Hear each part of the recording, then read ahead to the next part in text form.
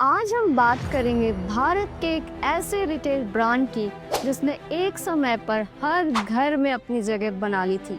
जी हाँ, हम बात कर रहे हैं बिग बाजार की। यह एक ऐसी कहानी है जो हमें सिखाती है कि सफलता का शिखर चढ़ना जितना मुश्किल है, उससे भी मुश्किल है उस पर टिके रहना। नमस्कार, मैं कुमुदिनी पाठक, आप देख रहे हैं इम्पैक्ट लाइव। आइए विस्तार से बात करते हैं भारत के सबसे बड़े fashion retail king Kishore Biyani की। इन्होंने ही भारत में बिग बाजार का कॉन्सेप्ट लाया था, जहां एक छत के नीचे ही कस्टमर को सारी सुविधाएं उपलब्ध थी। किशोर बियानी कॉलेज के समय से ही कपड़ों के बिजनेस में नए आइडिया अपनाने शुरू कर दिए थे। 1981 में किशोर बियानी कॉलेज के फाइनल ईयर में थे और उनके फादर चाहते थे कि वो फैमिली बिजनेस ज्वाइन कर, लेकिन वो फैमिली बिजनेस में बंद कर वो खुद को लिमिट नहीं करना चाहते थे। किशोर बियानी लाइफ में कुछ बहुत बड़ा करना चाहते थे। कॉलेज लास्ट ईयर के समय में उन्होंने एक स्टोन वॉश फैब्रिक देखा। उन्हें ये फैब्रिक काफ़ी पोटेंशियल लगा। उन्होंने तुरंत ही मार्केट से 200 मीटर यह फैब्रिक खरीदा और शहर के गारमेंट्स मैन्युफैक्चरर्स को बेचने लगे।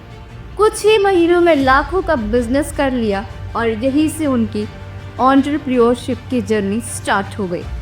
1985 तक वो खुद की ब्रांड्स के फैब्रिक बेच रहे थे, बल्कि उन्होंने खुद के ब्रांड्स के ट्राउज़र बेचने के लिए खुद का स्टोर भी खोल लिया था और उसका नाम रखा था पतलून।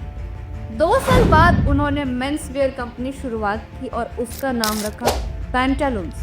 इस नाम के पीछे उनका एक आइडिया था, पतलून को मॉडर्न और ट्रेंडी बनाना। किशोर बियानी ने नए ट्रेंड्स और कस्टमर बिहेवियर को समझते हुए 1987 में अपना पहला ब्रांड पैंटालून्स लॉन्च किया। 1990 के दशक में किशोर बियानी ने पैंटालून्स को देश भर में स्थापित किया। 1994 तक पूरे इंडिया में पैंटालून्स के 72 स्टोर्स खुल चुके थे।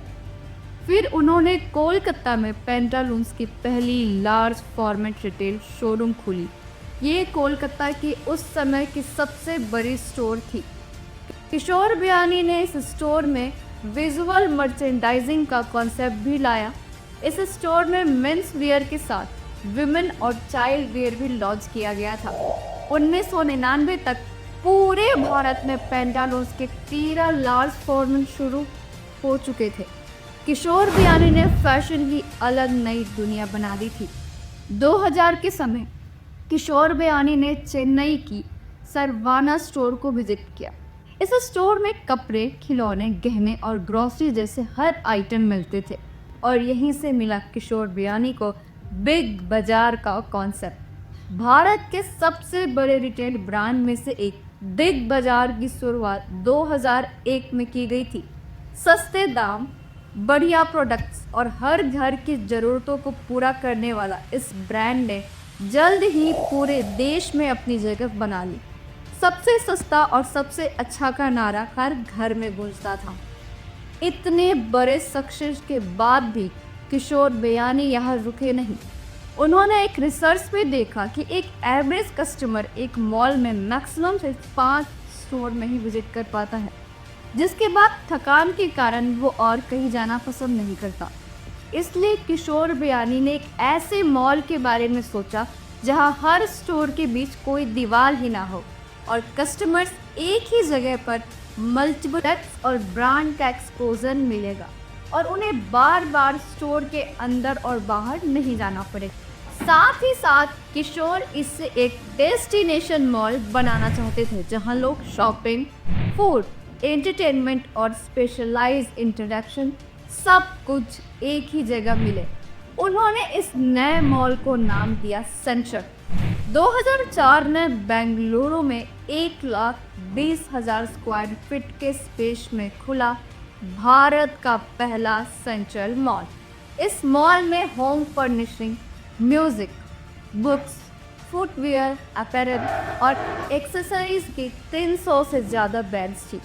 इसे देखते हुए हैदराबाद, पुणे और कोलकाता जैसे कई शहरों में सेंट्रल मॉल तेजी से खुल गया।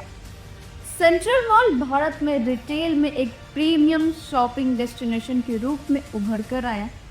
सेंट्रल मॉल ने कस्टमर्स को एक नया अनुभव दिया, जहां उन्हें फैशन, लाइफस्टाइल और एंटरटेनमेंट एक ही जगह पे मिल रहा था। 2006 में अपनी सारी कंपनीज को इफेक्टिवली रन करने के लिए उन्होंने एक कंपनी की शुरुआत की जिसका नाम रखा फ्यूचर ग्रुप।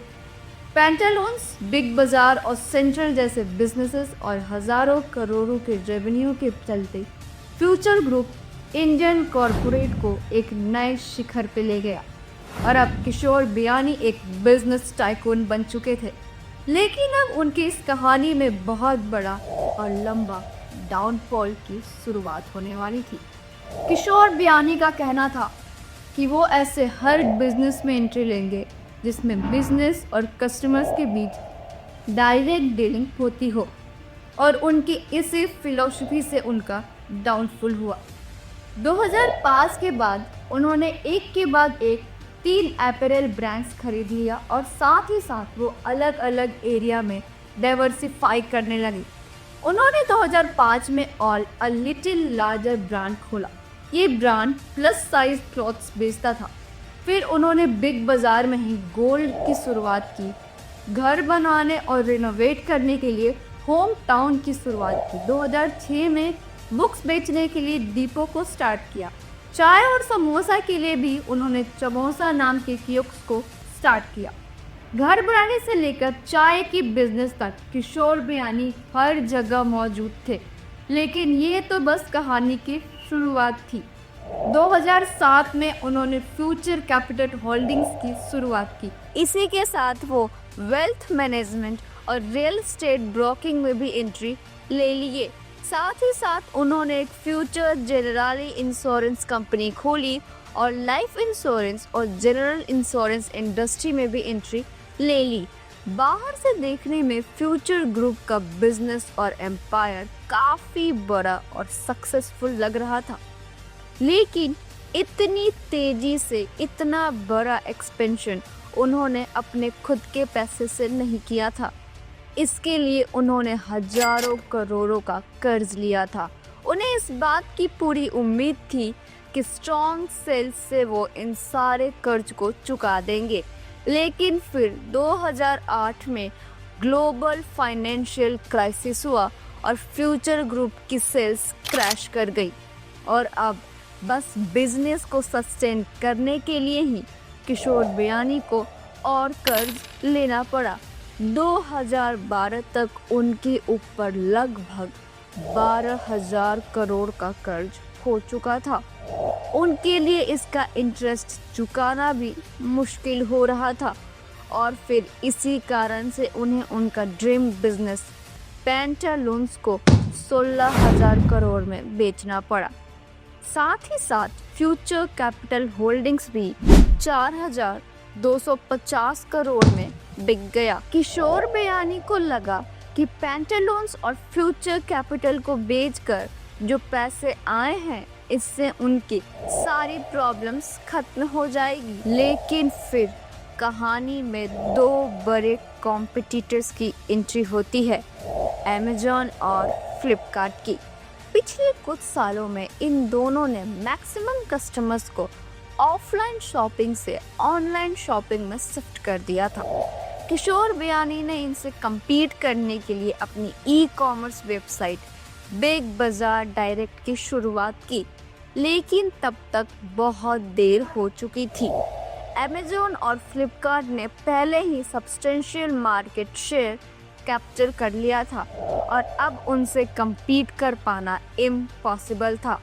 किशोर बियानी ने सबसे बड़ी गलती 2015 में EG-Day नाम की ग्रोसरी शॉप को एक्वायर करके किया था, लेकिन उनका ये बिजनेस भी बुरी तरह फेल हो गया। लेकिन फ्यूचर ग्रुप्स की गलतियां यहाँ पे खत्म नहीं होती। उन्होंने सोचा कि जो प्रोडक्ट सबसे ज़्यादा बिकते हैं क्यों ना वो अपने खुद के ब्रांड के प्रोडक्ट लॉन्च करें। इसलिए उन्होंने snacks, home care, personal care और स्टेपल्स में अपने खुद के ब्रांड का प्रोडक्ट लॉन्च किया, लेकिन उनके सभी ब्रांड बुरी तरह से फ्लॉप हो गए। और इन सभी गलतियों के कारण मार्च 2019 तक उनका कर्ज फिर से बढ़कर 12,800 करोड़ तक चला गया था। ये सब के बाद भी जैसे तैसे करके फ्यूचर ग्रुप सरवाइव कर रहा था, लेकिन फिर कुछ ऐसा हुआ जिसने फ्यूचर ग्रुप को जड़ से ही हिला दिया। कोविड-19।